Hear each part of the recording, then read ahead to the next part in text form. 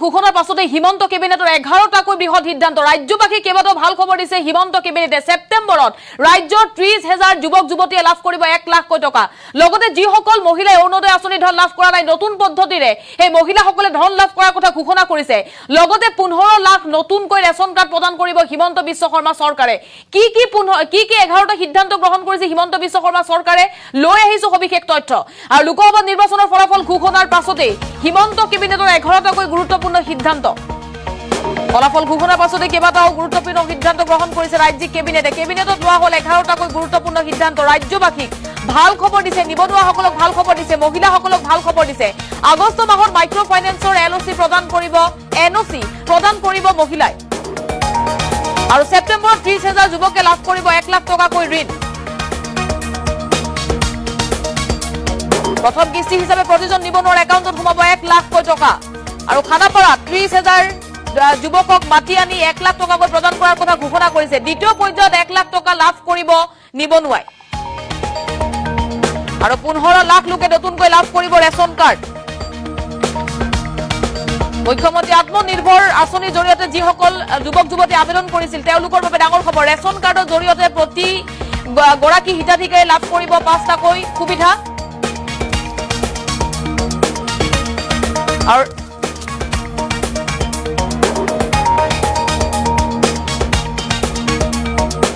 পৰ্যন্ত বিনামূলীয়া চিকিৎসা সেৱা লাভ কৰিব ৰেচন কাৰ্ড থকা হিতাধিকাৰী অৰুণোদয় আঁচনিৰ সুবিধা লাভ নকৰা প্ৰতিগৰাকী মহিলাই লাভ কৰিব ধন অৰুণোদয় আঁচনিৰ সুবিধা লাভ নকৰা প্ৰতিগৰাকী মহিলাই ধন লাভ কৰিব ইতিমধ্যে হিমন্ত চৰকাৰে বৃহৎ ঘোষণা কৰিছে প্ৰতিটো পৰিয়ালৰ তথ্য আহৰণ কৰিব চৰকাৰে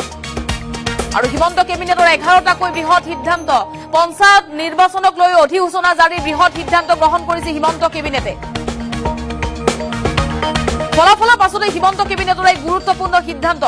আমি জনাই আছো ডাঙৰ খবৰ লোকসভা নিৰ্বাচনৰ ফলাফল ঘোষণাৰ পাছতে হিমন্ত কেবিনেটে লৈছে গুৰুত্বপূৰ্ণ সিদ্ধান্ত খন্তে সময় পূৰ্বে কেবিনেট বৈঠক অনুষ্ঠিত হৈ যায় আৰু তাৰ পাছতে মুখ্যমন্ত্ৰী ডক্টৰ হিমন্ত বিশ্ব শৰ্মাই ৰাজ্যবাসীক 11টাকৈ ভাল খবৰ দিছে আগষ্ট মাহত মাইক্ৰ ফাইনেন্সৰ এনঅচি লাভ কৰিব মহিলাই সেপ্টেম্বৰত 30,000 যুৱকে লাভ কৰিব 1 লাখ টকাকৈ যুৱকসকলৰ একাউণ্টত পোনপটীয়াকৈ ধন প্ৰদান কৰা হ'ব সেপ্টেম্বৰত 30,000 যুৱকক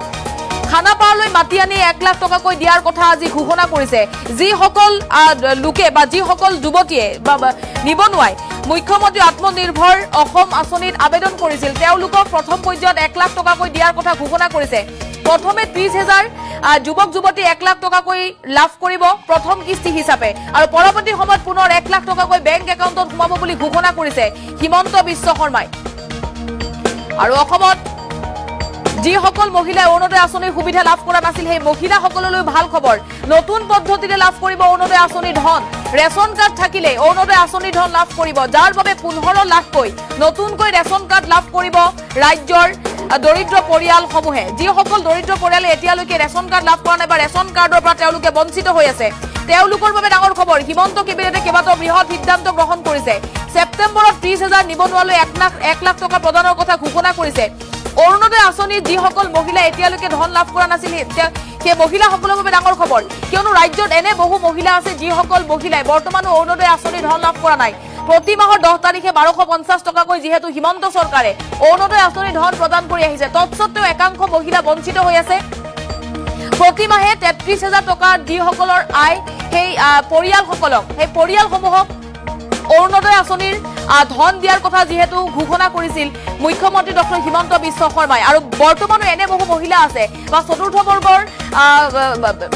যিসকল কৰ্মচাৰী তেওঁলোকেও ৰেচন কাৰ্ড লাভ কৰিব বুলি জনাইছে আৰু ৰেচন কাৰ্ড থাকিলে অৰুণোদয় আঁচনিৰ ধন লাভ কৰিব যদি আপোনালোকে অৰুণোদয় আঁচনিৰ পৰা বঞ্চিত হৈছে আপোনালোকৰ বাবে ভাল খবৰ নতুন পদ্ধতিৰে অৰুণোদয় আঁচনিৰ ধন লাভ কৰিব যদি আপোনাৰ ৰেচন কাৰ্ড আছে তেতিয়াহ'লে প্ৰতি মাহে 1250 টকাকৈ লাভ কৰিব প্ৰতিটো পৰিয়ালৰ মহিলাই আৰু 15 লাখ লোকে নতুনকৈ ৰেচন কাৰ্ড লাভ কৰিব যেহেতু ৰাজ্যৰ লাখ লাখ লোকে ৰেচন কাৰ্ড লাভ কৰা নাছিল সেই লোকসকলৰ তালিকা প্ৰস্তুত কৰা হৈছে আৰু 15 লাখ লোকে নতুনকৈ ৰেচন কাৰ্ড লাভ কৰিব বুলি ঘোষণা কৰিছে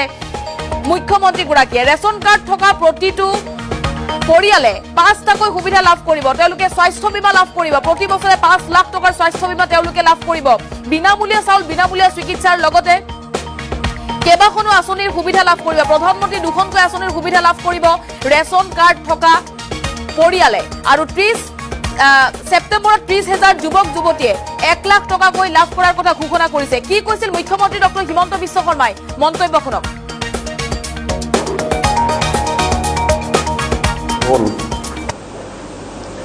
25,000 টকা পৰ্যন্ত আমি এনঅচি দিছিলো এইবাৰ আমাৰ প্ৰস্তাৱ আছিল যে 50,000 টকা লোৱা লোন সকলৰ টকাটো আমি বেংকক ঘূৰাই দি আমি এনঅচি দিব লাগে এই আঁচনিখনো আমি আগষ্ট মাহতে ৰূপায়ণ কৰাৰ বাবে সিদ্ধান্ত লৈছো যাতে আমি যিখিনি প্ৰতিশ্ৰুতি দিছিলো সেই কামখিনি যাতে হ'ব পাৰে আজি আমাৰ কেবিনেটত আৰু এটা বিশেষ সিদ্ধান্ত হ'ল যে প্ৰচাৰ ভাৰতীৰ লগত অসম চৰকাৰে এখন মেমৰেণ্ডাম অফ আণ্ডাৰষ্টেণ্ডিং কৰিছে যাৰ জৰিয়তে 10 কোটি টকা ৰাজ্য চৰকাৰে খৰচ কৰিব আৰু প্ৰচাৰ ভাৰতীয়ে 10 কোটি টকা খৰচ কৰিব আৰু তেওঁলোকে অতিৰিক্ত যি টকাৰ প্ৰয়োজন হয় হেতু প্ৰচাৰ ভাৰতীয়ে দিব 52টা এপিসোডত লাচিত বৰফুকনৰ এখন তথ্যচিত্ৰ তেওঁলোকে প্ৰস্তুত কৰিব আৰু 52টা এপিসোড দূৰদৰ্শনত তেওঁলোকে প্ৰচাৰ কৰিব in all national and regional channels তাৰো আজি আমাৰ এমঅইউ খনত আমি এপ্ৰুভেল দিছো ইয়াৰ পিছত আমি আমাৰ যিসকল নিবনুৱা ল'ৰা ছোৱালীয়ে মুখ্যমন্ত্ৰীৰ আত্মনিৰ্ভৰ অসম আঁচনিৰ অধীনত 2 লাখ টকাৰ লোনৰ বাবে আবেদন কৰিছিলে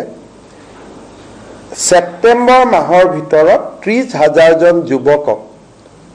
খানাপাৰাত একেলগে মাতি আনি আমি প্ৰথম কিস্তিৰ 1 লাখ টকা দিবৰ বাবে আমি সিদ্ধান্ত লৈছো যাতে আঁচনিখন বহল প্ৰচাৰ হ'ব পাৰে অৰ্থাৎ খানাপাৰাত একেলগে প্ৰথম 30,000 যে সিলেক্টেড ক্যান্ডিডেট আছে প্ৰথম 30,000 সিলেক্টেড ক্যান্ডিডেটক আমি একেলগে মাতি আনি আমি তেওঁলোকৰ প্ৰথম কিস্তিৰ ধন মুকলাই দিবলৈ আমি সিদ্ধান্ত লৈছো ফাইনালি 15 লাখ পৰিয়ালক 15 লাখ ব্যক্তিক আমি নতুনকৈ ৰেশন কাৰ্ডৰ সুবিধা দিবৰ বাবেও আজি কেবিনেটে সিদ্ধান্ত লৈছে যে মূলত কেবিনেট ডিসিশন এইখিনিয়ে কেবিনেট ডিসিশন আছিল যিখিনি আমি মূলত কেবিনেট ডিসিশন লৈছিলো পলিটিক্যালি আজি আমি আৰু এটা সিদ্ধান্ত লৈছো যে অসমৰ 93টা সমষ্টিত 93খন সভা জুলাই মাহত আমি অনুষ্ঠিত কৰি লোকসভাৰ নিৰ্বাচনত আমাৰ চৰকাৰক মোদী চৰকাৰ আৰু ৰাজ্য চৰকাৰক সমৰ্থন কৰাৰ বাবে আমি 93টা স্থানত 93খন সভাৰ জৰিয়তে আমি সেই সমষ্টিৰ ৰাইজক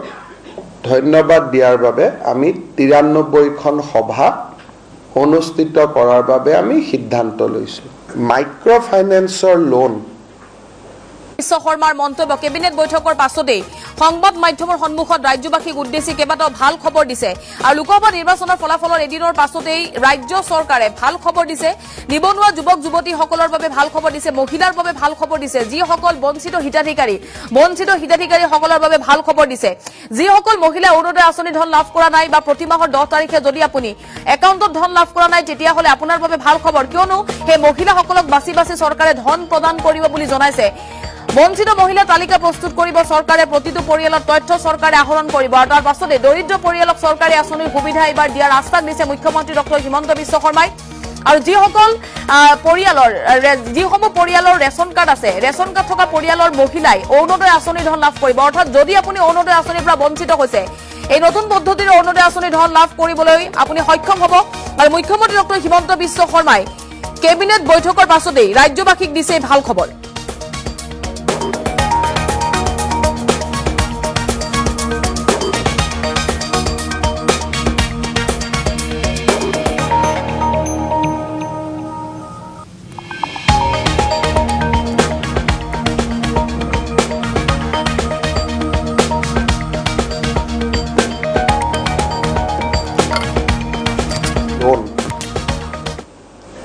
25,000 টকা পৰ্যন্ত আমি NOC দিছিলোঁ।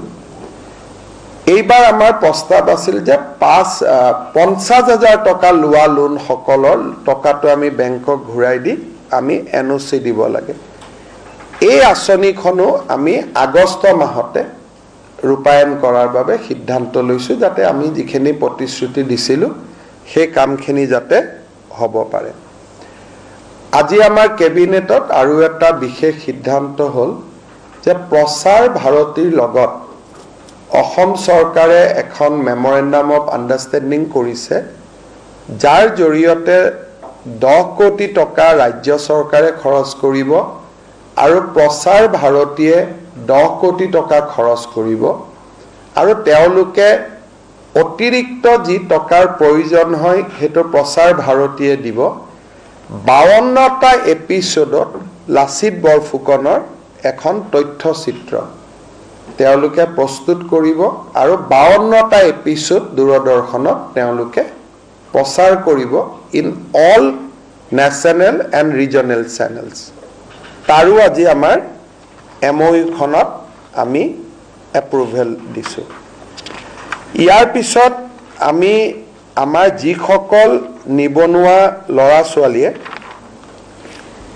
মুখ্যমন্ত্ৰীৰ আত্মনিৰ্ভৰ অসম আঁচনিৰ অধীনত 2 লাখ টকাৰ লোনৰ বাবে আবেদন কৰিছিলে, ছেপ্টেম্বৰ মাহৰ ভিতৰত 30,000 জন যুৱকক